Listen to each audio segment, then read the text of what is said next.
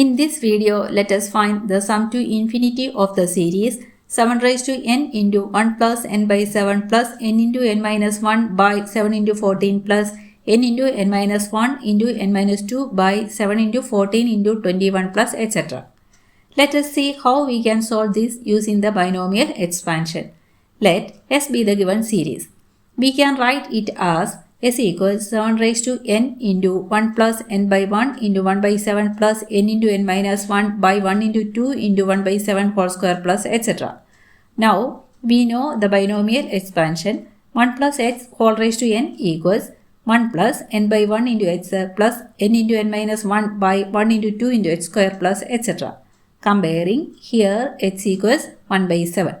Therefore, s equals 7 raised to n into 1 plus 1 by 7 whole raised to n. So, s equals 7 raised to n into 8 by 7 whole raised to n. Hence, 7 raised to n cancel with 7 raised to n and we get. Therefore, the answer is 8 raised to n.